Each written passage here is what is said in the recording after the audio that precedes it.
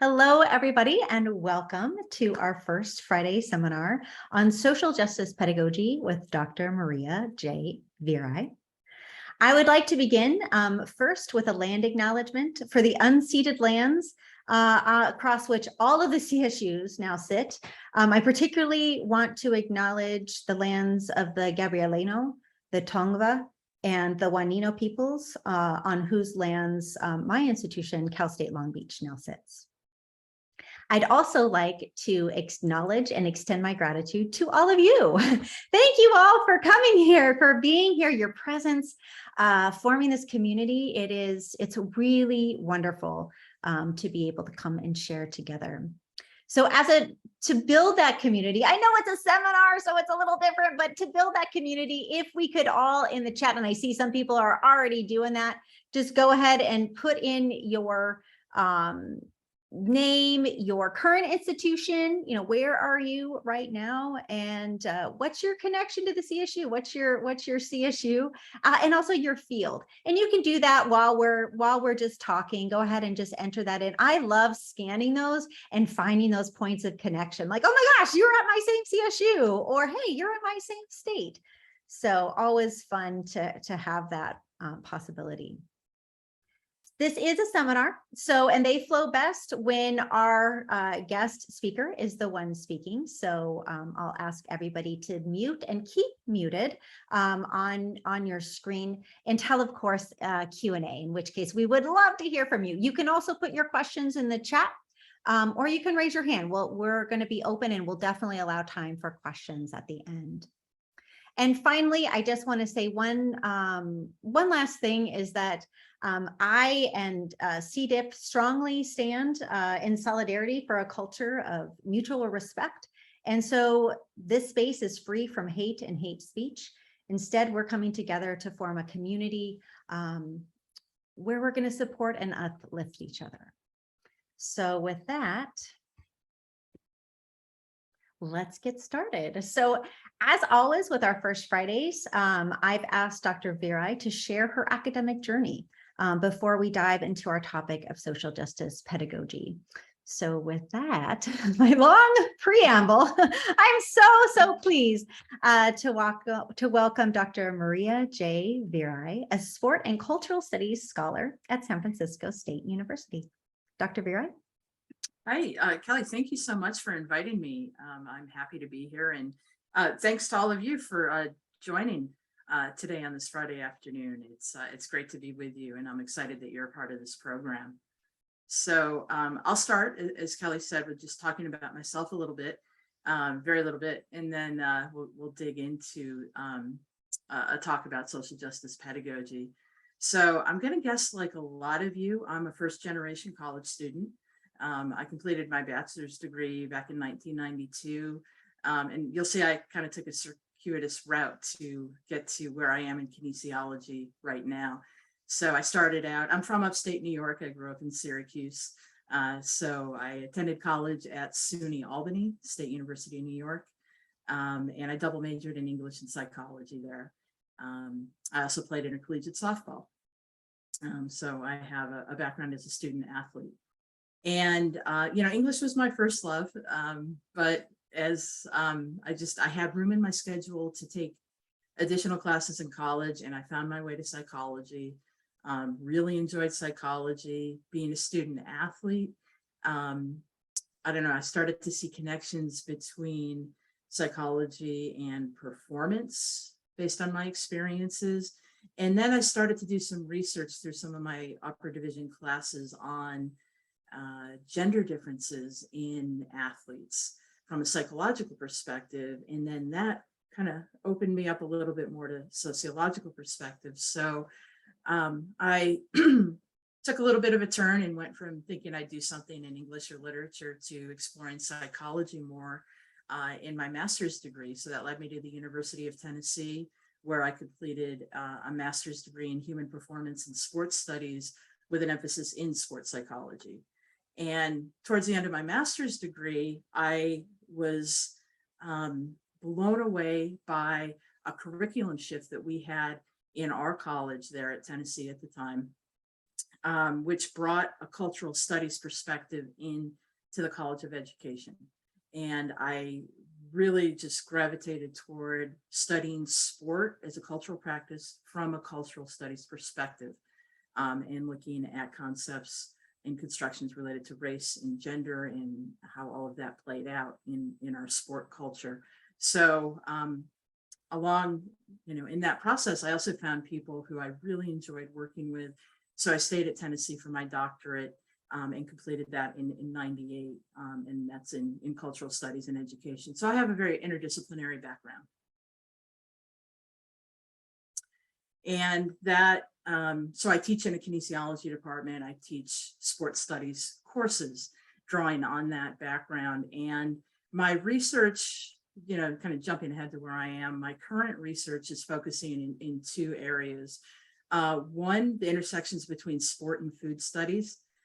So got interested about a decade ago in looking at tailgate culture and specifically gender representations in tailgate culture.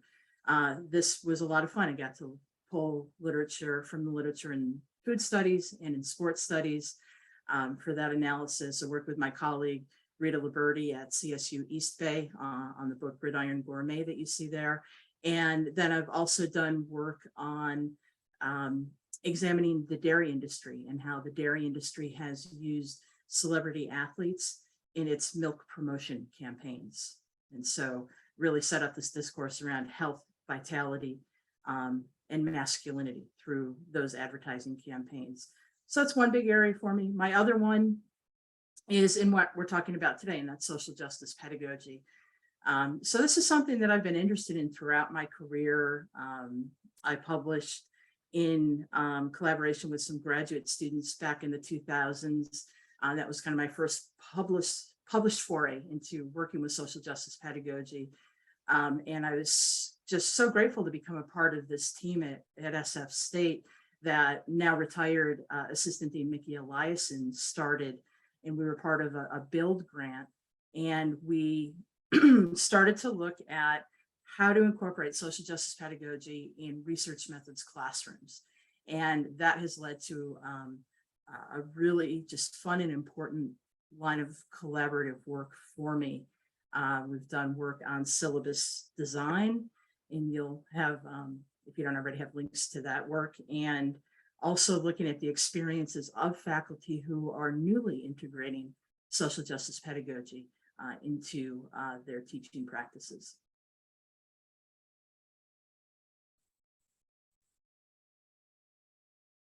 Wonderful. Thank you so much for taking the time to share your journey. I know it's always fascinating to hear the route, like, because so many times people think, oh, well, you must have known when you were 3 that you were going to study this, and no, we come to this in so many different ways, and I appreciate you sharing that.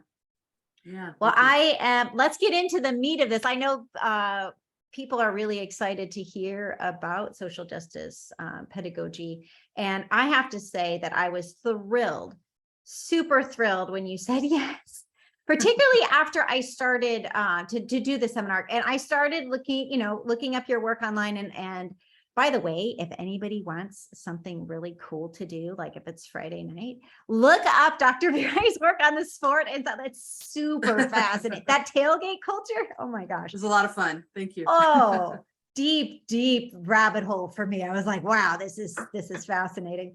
But I was really excited just because you've got this breadth of work in this area. And as you said, you were working. Oh, look at that. This is my well-loved coffee. I'd love to see that.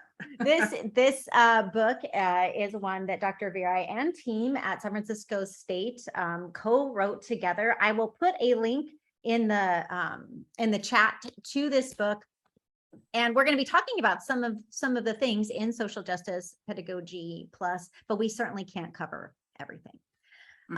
So don't worry, that link will come out. But first, Dr. Veri, I'd like to know, and it's kind of like just getting us all on the same page. Can you share your working definition of social justice pedagogy within the higher ed classroom? Yeah, absolutely. And bear with me, folks. I know we're in discussion, but I am going to share just one slide here because I was going to read this definition to you anyway. I just, I think it's important. It's one that that's guided our work throughout. So here is, move my screen around a little bit. The definition we're working with, how we're operationally defining social justice pedagogy, if you will. So it's a framework for teaching that directly addresses power and privilege issues, reduces stereotype threat. And that's really how our work started, by trying to come up with pedagogical strategies for reducing stereotype threat in the classroom. So reduces stereotype threat, uses a variety of pedagogical strategies that increase sense of belonging and communal values, models greater inclusivity, and highlights the relevance of the content to students' personal lives.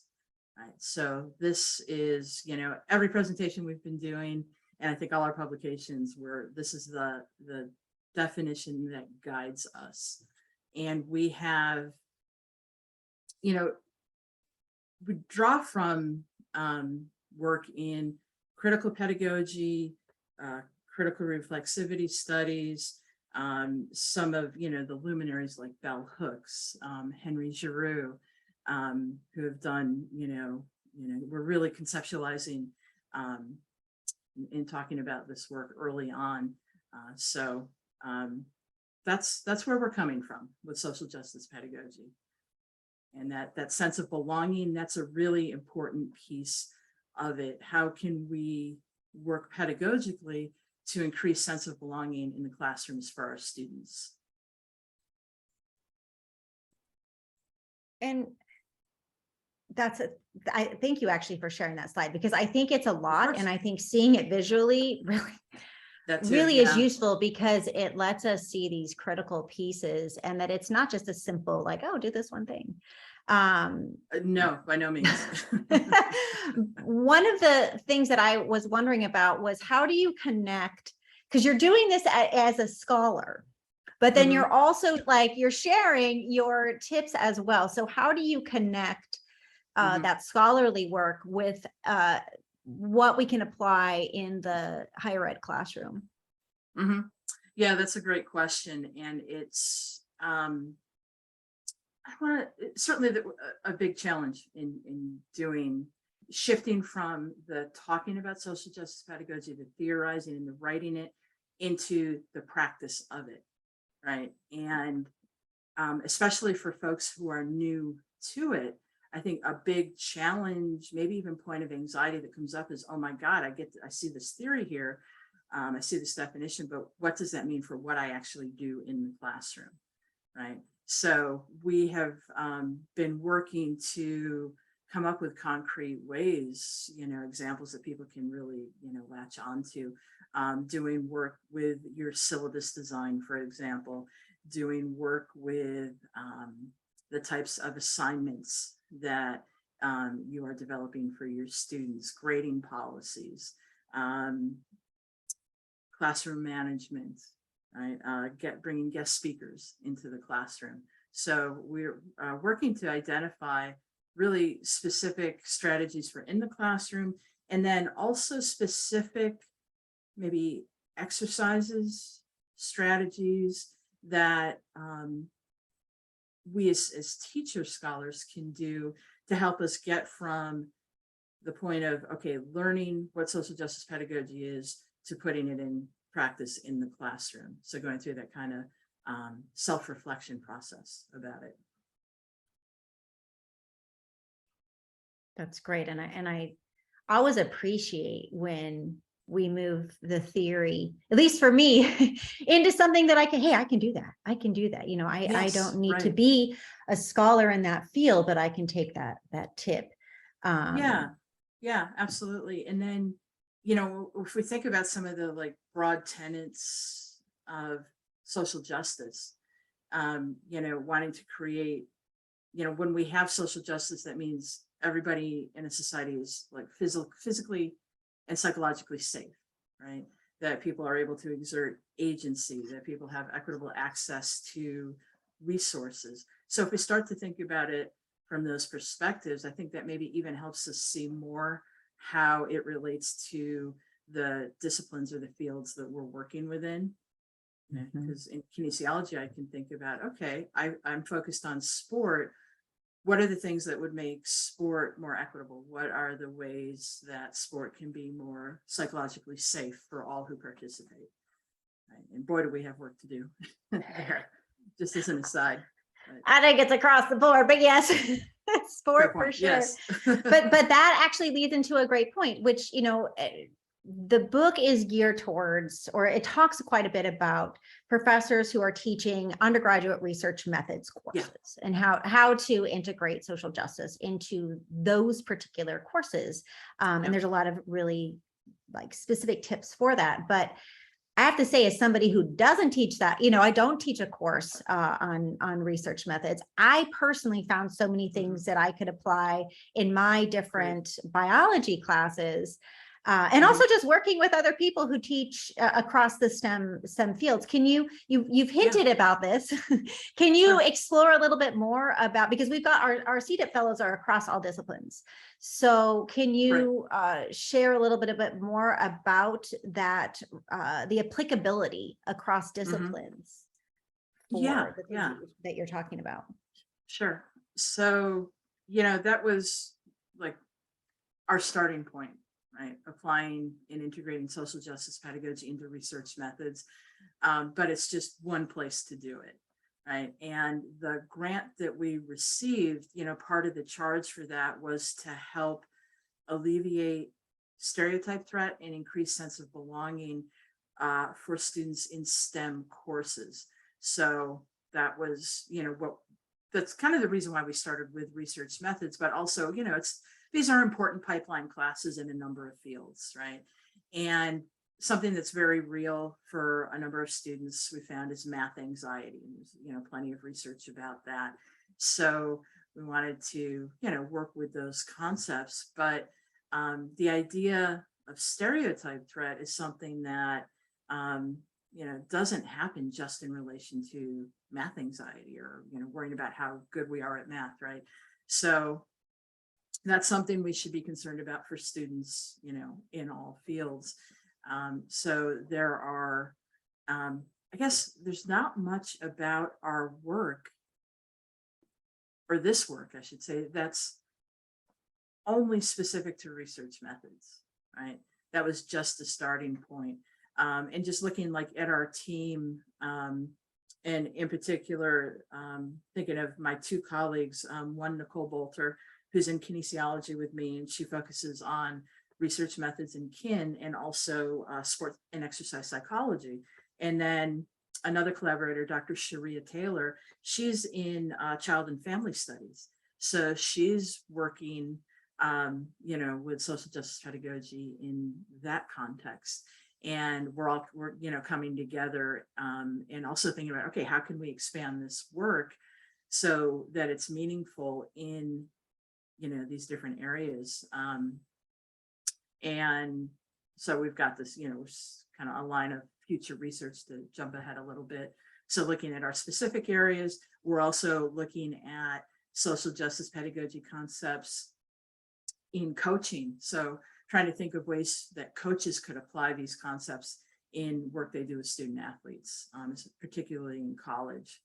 So it's, I don't know, there's so much potential. It's just kind of exciting. So trying to think of a more specific example. So we can take, let's see, an assignment that we used with research methods courses around bringing guest speakers into the classroom. And, to just think about this from a more social justice perspective, one thing that you can do with the guest speakers that you invite to your classroom is to specifically look for folks who are representative of the students, so that students can see themselves reflected in who's at the head of the classroom and who's coming in to share their experiences. So, maybe you have a graduate student who's going to talk about her experiences. And, if you have a class with a lot of Latina students, let's, work to find a Latina graduate student to come in and talk about what was her path in academia so far, so that they can see themselves reflected there in that process. And that's not just for the Latina students, but it's for all the students, so they can see that, hey, this is, a reality, a possibility for everyone. And, that's something that it's not small, but it's kind of an, everyday kind of a practice that we can incorporate into our classrooms. So does that help get at your question a bit, Kelly? Totally. And I love that, because it is, to me, like I said, it was applicable, but somebody picking up the book, if they say, oh, that's research methods, that's not me. I want to make sure, no, this is totally applicable across disciplines. And it's actually funny, your suggestion to bring in guest speakers prompted, so something that I do as a result of that tip, I don't have guest speakers in my senior level reproductive biology course, but we do read a lot of primary literature. So I thought, how can I apply that? So I'm super mindful of what papers, who are the authors, where are they? And then I try to find pictures of them. Like I try to Google image them and I have to verify them. And I throw that up on the screen too, just like here they are, here are their names, and we focus on that a little bit mindfully. And then we get into the science. So it's like, just becomes part of, so that came from you. So oh, that's terrific. You're affecting people all over. The other thing that I do a lot is, or did a lot because of your book, is work on my syllabus. And so let's get into that, because I love, you've got so much in the book, and also your scholarly papers on the syllabus. Can you share with the idea that we know that we are not going to counter and fix all oppression and discrimination with, I want to acknowledge that, but we got to start, we have to continue and press on and start this work. So can you share with us some of the concrete steps that we can take to integrate social justice into our syllabi? Yeah, thank you for that question. It is, the syllabus is the starting place. It is where students probably are making their first impression of us as instructors when they read that document. And I think many of us are trained, if we're trained at all, in putting a syllabus together in just the cursory, you got to describe the course, list your assignments and your grading policy, and then provide a course calendar. So get that done. And if you just do that, it's kind of a dry document. It's pretty flat, and it might come across in, punitive is not quite the right word there, but it might come across as, you will do this kind of language or else. And that's what we want to avoid, right? Because, talk about a way to kill sense of belonging or spike anxiety right off the bat with students. So the syllabus is a really important place to be thoughtful and intentional, because again, it's where students are making their first impressions, and it's what should be their guiding document throughout the course. So you want it to be something that they're going to refer to. It's an introduction to you too.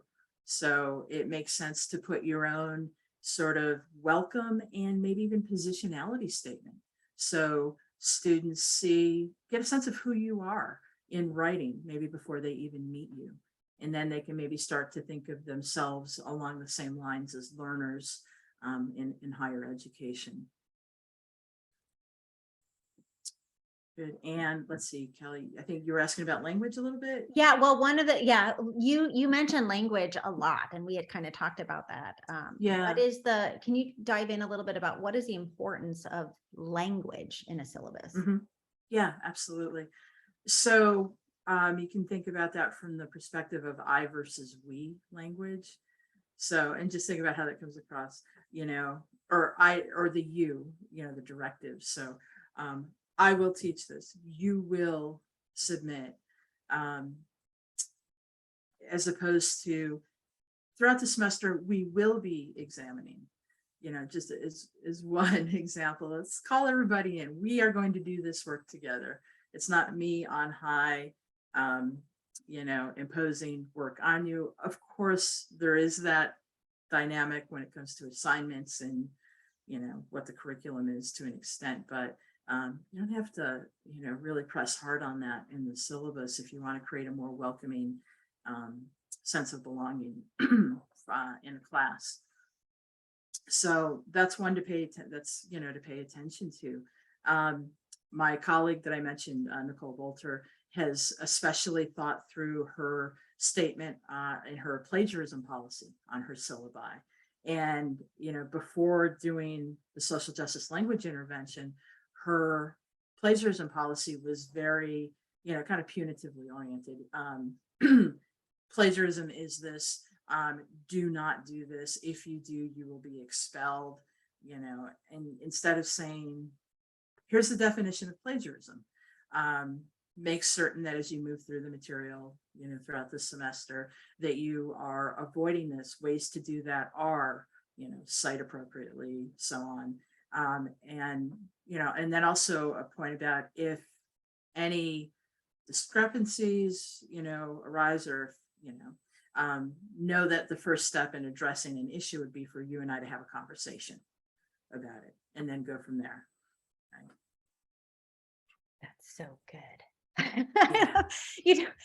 That actually makes me think of something, because I work with a lot of new faculty and they're often asked to teach this course, right, and they're given a syllabus. And so they're going to change it up, but you're new and you're like, okay. And you leave some of those, okay, I guess that's just the plagiarism statement. I guess that's just how, and that's how I always thought of it.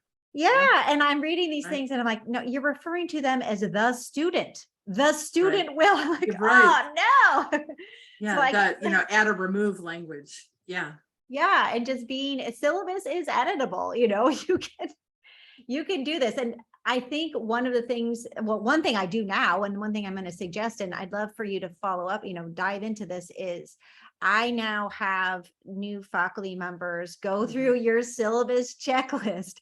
Wonderful. And I say, how does this match up? So can you share a little bit about what that is and what's on that checklist? Yeah, sure. Let's see. Low stakes assignments is one. So review, and I don't have it right in front of me, so I'm just kind of paraphrasing, and if you have it, Kelly, and want to put it up, that'd be really cool. So the checklist helps you go through the syllabus, and then you can check, do I have, what kind of languages am I using? Is it the I, you, or the we language? Do I have low stakes assignments for students, and a number of ways for them to earn credit versus only 2 big exams that are each worth 50% of their overall grade? Right. What does my plagiarism statement look like as another one? Let's see. Thank you for posting that. So is there anything in there that explains to students why the course is relevant to them, either to their lives or their future careers? So, for example, in my sports studies syllabi, I try to have language about, sport is this really popular, pervasive cultural practice. And because it's so popular, we really need to pay attention to what's happening within it, so that, it's accessible to all, or as many people as possible. So, or try to make a connection, like with the sports psychology syllabus. We're going to cover topics like motivation, and this is applicable for a number of fields that you might go into. If you're going to be a physical educator, if you're going to go into coaching, if you're going to go into physical or occupational therapy, certainly you're going to want to know how to motivate people and, help maintain motivation for the folks you work with. We found that, students often talk about wanting to give back to their communities in some way. And that is especially pertinent for students from underrepresented groups. So in your syllabus, is there anything, does it tell students how they can connect, or where there are connections between what we're going to learn and then what they could apply in their communities? Is the language more geared toward cultivating a growth mindset versus a fixed mindset about topics and for students?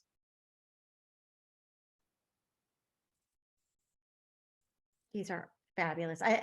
And they're things that we can do, but there's things that connection, that relevance is so key. Like, Yeah, okay, I have to take this class because it's on the to get my degree. right, It's one of the I have to take 4, 6, 8 or whatever, 2, 3. It right. transfers it from this thing I have to do to, wow, this is relevant to me. Yeah, And absolutely. I love to also have a little section on these are career skills that we'll be developing in this class, Nice. like critical Yep, thinking, yep. data interpretation, like that sort of thing, just so they have like this assignment does this. It's not just Uh-huh. me coming up with something random to like make you Right, work. right. It's, really talking about that more.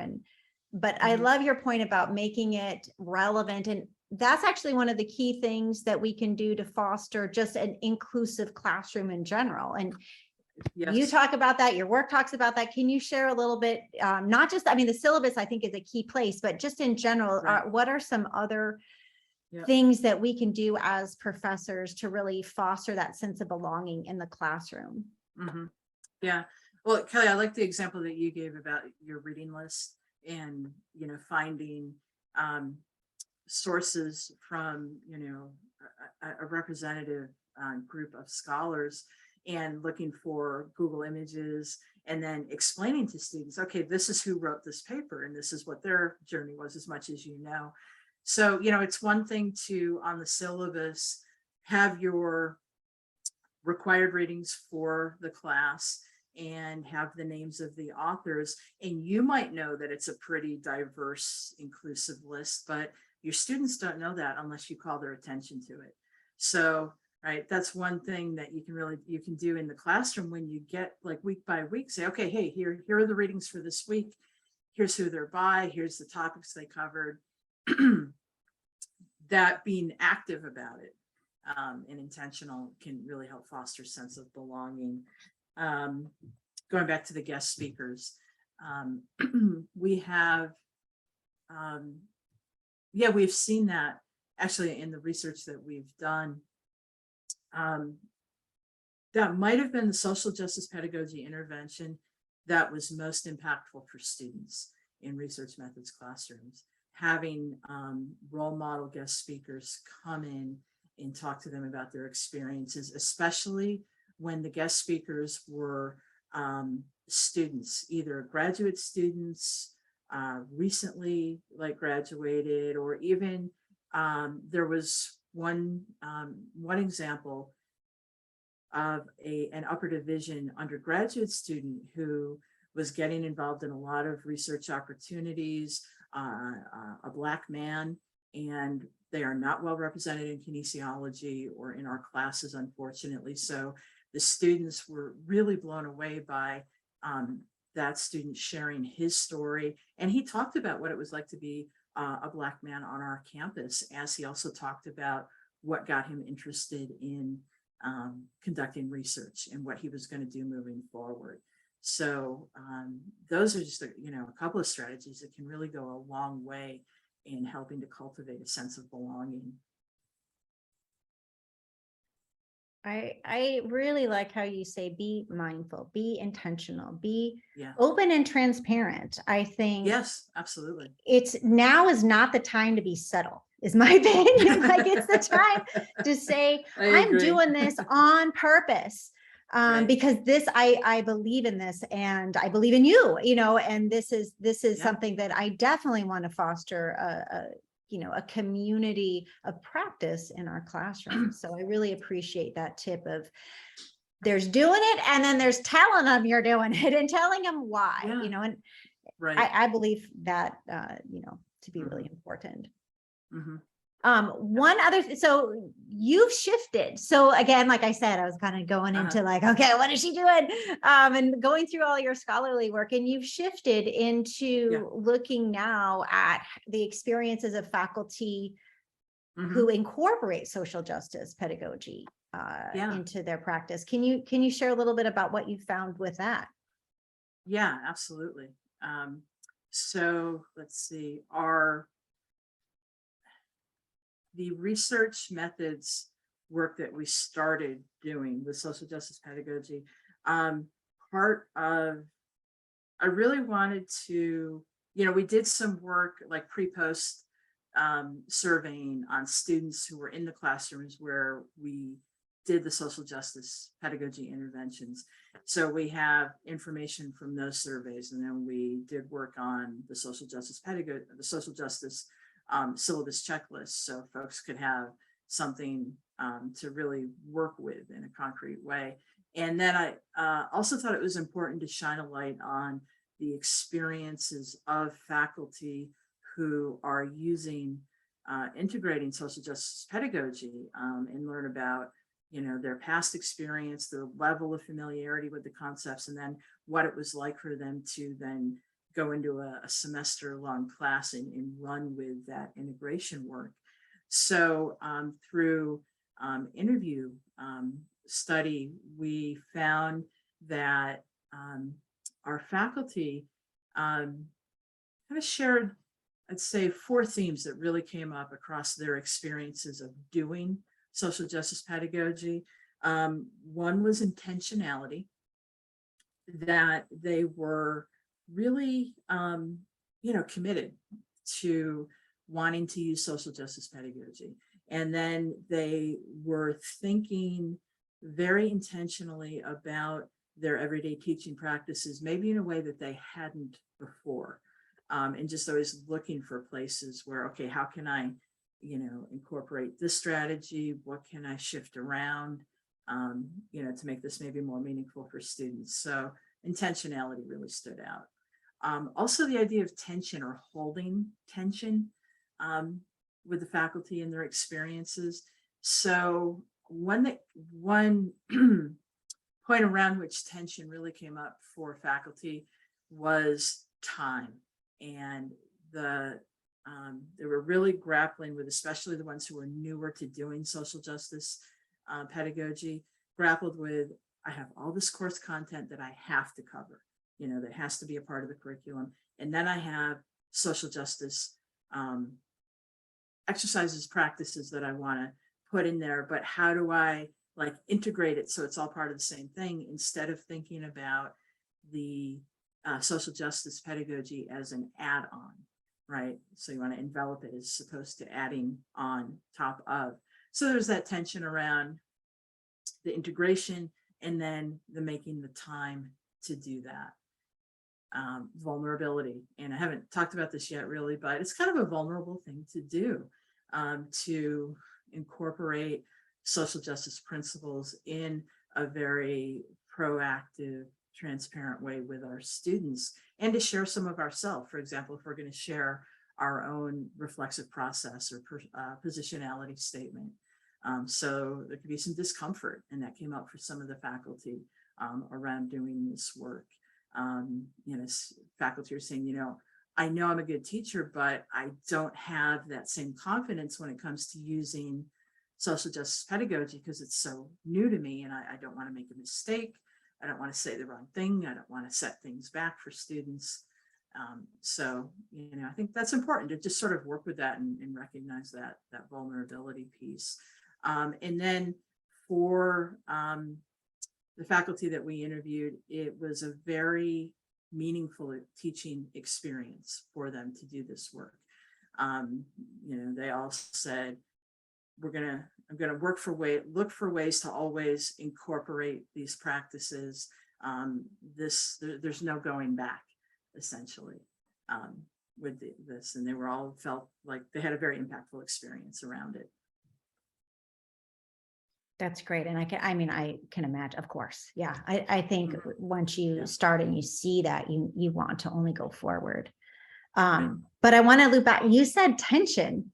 And immediately I started thinking, and I was like, oh yeah, what if there's resistance? And you went on, it was not what you were talking about, but I think I want to circle back to that. Yeah. And I'm thinking, particularly when we're thinking about a faculty member, if you're a faculty member coming from a group who's been historically oppressed, what does this mean? What are some strategies, and is there to counter that resistance that you may find when incorporating some of these practices?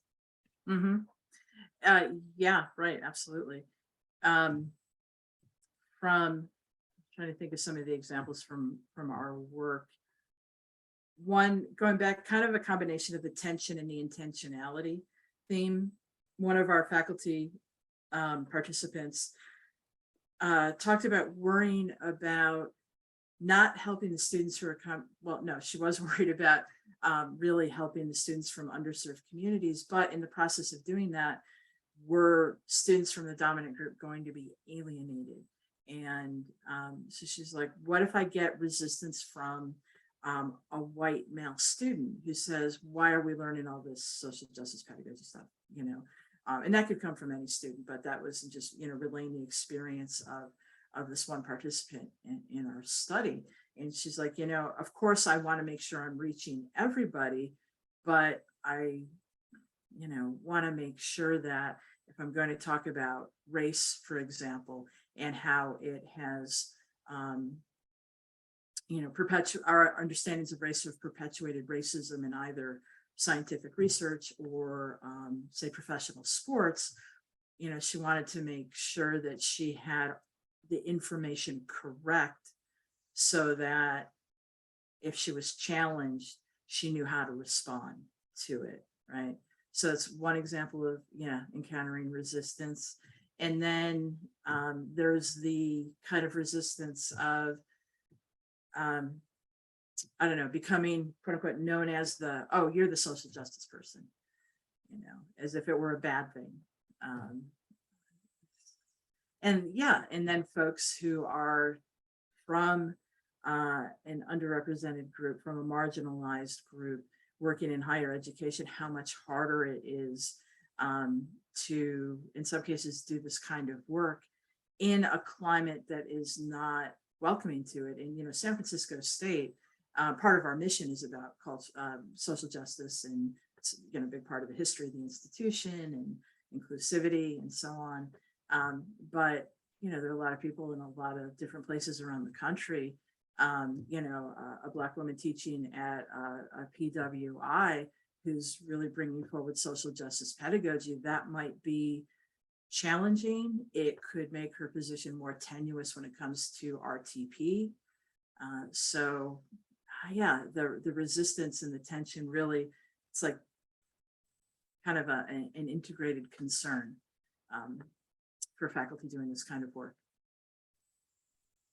Absolutely. And that the mention of RTP, the retention, tenure, and promotion, is a huge thing, because it, in several ways, but also if you are, like you said, known, you're the one social justice person, then you're also often asked to do, can you be the speaker? And sorry, I did ask you to be the speaker, but can you do this? Can you do that? And can you lead this workshop? And that, depending on your field, may not be what we call, the tenurable activity. And this is definitely a concern. And so finding allies, finding people who will, I can't, but my colleague can, I think is really important, as well as your tip of having that research in your back pocket, especially if this is not your field, being able to say best practice. I think that's huge. So we're getting to the Q&A time, but I wanted to share, I always ask the First Friday speakers to share 3 tips, like takeaway tips. So I'm going to share that really quickly, and I'm going to share the resources too. So whoops, there we go. I have my resources ready. Can you just reflect in a couple minutes on your 3 tips, and then we'll get into Q&A. Yeah, absolutely. I started out, when I sent you these tips, Kelly, I kept thinking, boy, I could just keep adding to it, or depending on the day, the 3 I'd want to run with would change. But I think these are 3 important ones. So engage in self-reflection. It goes back to what I've been saying about being thoughtful and intentional. If you're going to really do social justice pedagogy, right, integrate it into your teaching practices, do some self-reflection about that first, right? That's really important. Figure out, okay, where are you in relation to it? Who are you as a teacher, as a person? So do that work. It could be through journaling. It could be through talking with a group of allies in your field, maybe having a faculty learning community where you're exploring these concepts and best practices together, right? Actually, that transitions well into the second one. Seek out learning and training opportunities. One thing from our faculty experiences in the research, they wanted help. They wanted training, a manual, practice opportunities for doing using these instructional strategies. So seek those out as much as possible. Find mentors on your campuses. Maybe if your campus has a teaching and learning center and they're offering some training opportunities. Ours does a pretty good job of social justice pedagogy opportunities, providing those. And then embracing creativity. And I think this is important. This came out a little bit in our faculty experiences too, that our participants enjoyed the opportunity, even with all the tensions and the time conflicts, to think creatively and to maybe bring a little more of their creative selves into their teaching practice. And you can do that through the assignments that you create for your students. So I don't know, it could be, instead of a traditional paper, they're doing an un-essay assignment. In one of my sport history classes, I have students do a story map assignment. So there are a number of ways, but I think creativity isn't always valued or encouraged in academia in this way. It kind of goes back to the RTP process and other aspects of academia. So say, no, let's bring it in. It's important. Absolutely. Because we've got to, this is a huge, huge issue, and we can't just continue. Clearly, we can't continue doing what we have been doing. We got to make some changes. So are there questions? I'm going to post those links in the chat right now, so you guys have some. I'll start with a few and I'll keep going. I've got more, but any questions right now? Anything in that you'd like to ask? Love to see you all too, if you have the ability to put your cameras on. Okay. Mo, how are you? Hi, Dr. Vera. How are you? Good, good. Thank you so much for the presentation. It was nice to see a familiar face. Same. I just wanted to ask, do you encounter students when you're, I guess the questions, do you encounter students who wonder about certain things that you've added in your curriculum, when it comes to diversity and inclusion, students who don't understand like why you're doing what it is that you're doing, or they don't necessarily show an appreciation for it. And a good example of that is, the land acknowledgement.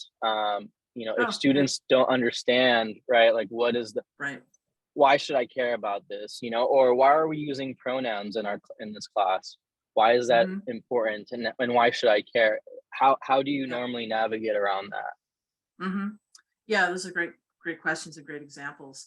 So, on the point of like a land acknowledgement or pronouns, it kind of goes back to the call attention to it, and have the rationale for why you're doing it available. Is that's another thing that's I think important to include on a syllabus. We started today with a land acknowledgement, but if you just put it there and let it sit without calling attention to it, then it's not really doing the work it could, or realizing its potential there. So like with a land acknowledgement as one example, in my sports studies classes, I have taught about the use of Native American mascots in our sport culture and, how pernicious that's been. And I think it's important to link that material back to the importance of the land acknowledgement, right? Or pronouns, maybe provide a link to an information page about why it's important to do that. I have a colleague at Cal State East Bay who has that link, I think, in the signature of her email. So I think those could be nice ways to help respond to that resistance if it comes up.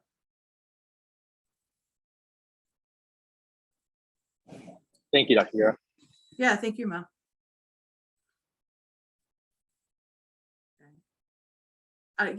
Is it Shanika? Yes, Shanika. Hi. Thank you so much for this work that you've done. Thank you. I've so enjoyed just listening to your talk and how you include social justice and reflective knowledge in your syllabi, and not just let it sit there, but actually talk with students about it, because I think that's so key and so important.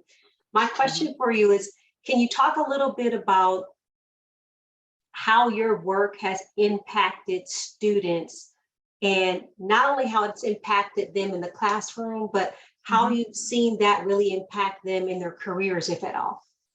Sure, thank you for your comments, and thank you for the question.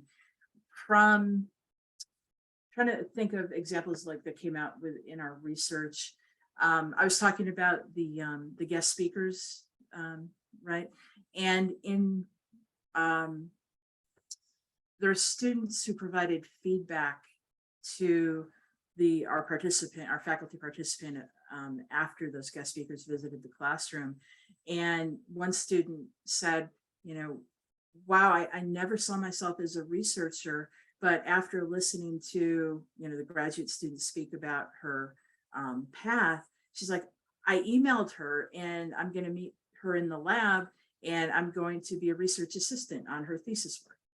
And so there's one example that just, it's really powerful. And, our faculty participant was like, I've been in, class all semester long with this student. Never once did she come up to me and say, hey, I'd like to do any kind of research. But, it's like she saw herself reflected in a guest speaker, and that kind of prompted her to want to get involved too.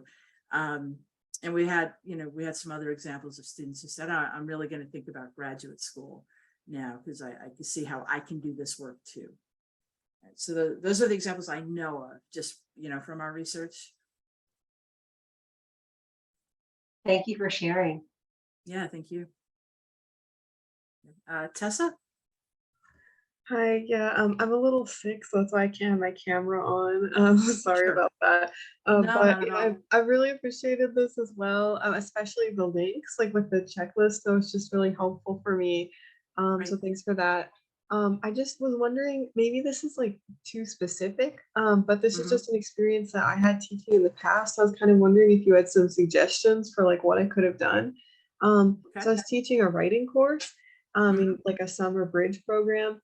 And a lot of students were telling me like when I would talk to them about like, what are your past experience with like writing and college writing and things like that, they would say like, oh, like, it's okay. Like, I don't mind it, but like, I'm a bad writer, or like, I'm like really bad at writing.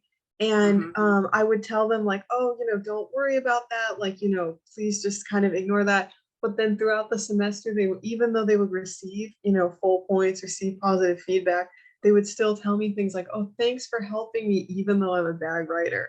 Or like, Wow. I'm really glad that, you let me like get a good grade, even though I'm so bad at writing.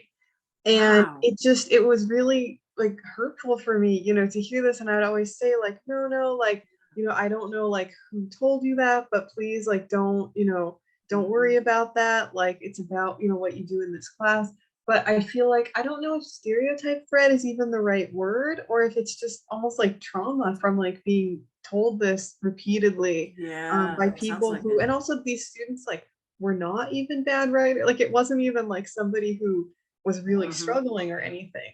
So I was just wondering if you have any suggestions for kind of like, I mean, I don't want to just tell them like, all of the teachers you had in school were like bad. That's kind of my instinct, you know, but like I just don't know, like, what do you do when students have this view, like this fixed view that they're like bad, inherently bad at Yeah. a subject?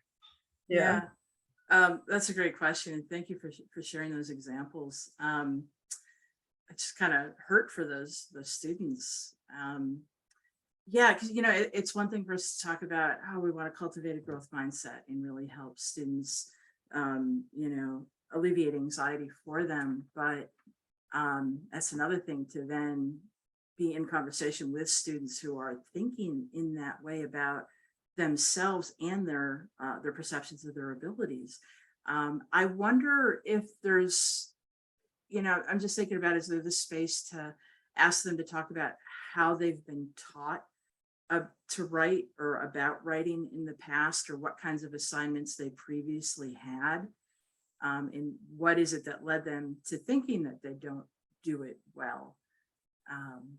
And then, think also, it's just, through, and it sounds like you're doing all the things, like you're trying to really talk with them about how, hey, this is something that it's a learnable skill and you've got to practice it and then get feedback on it. And that's the process for any writer to go through.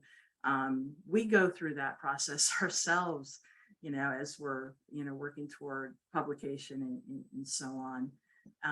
But it sounds like there's just, like you said, traumatic experience in their backgrounds around writing.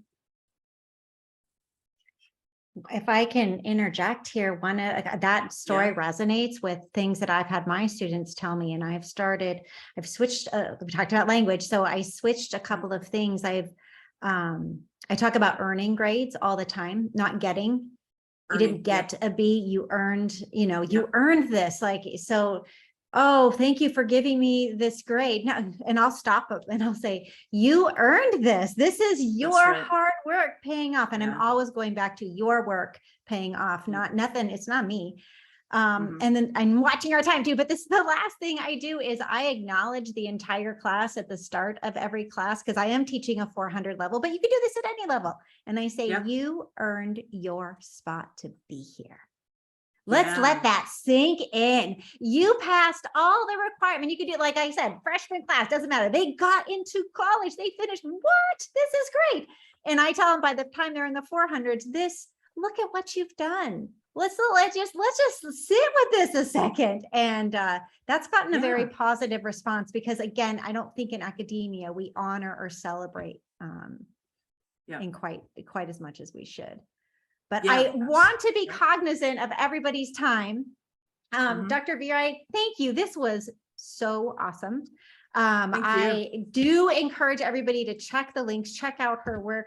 I know I've seen this used. I've seen this book at the library. I know. Oh, that's great to know. Yes. And we keep refining, what we started with. So seek out feel free to email me, and I have publications, our articles that we've published too, that I'm happy to share.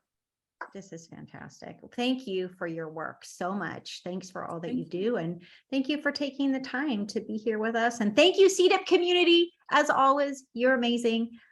So great to see everybody. And we'll be back the next First Friday. We start talking about interviews. Like, how do you interview at a CSU? We're going to do a couple of those. So come back. We'd love to see everybody. And until then, happy Friday, everyone. That's right. And thank you so much, everyone. Really appreciate your attention and your comments. Take care. Bye. Bye.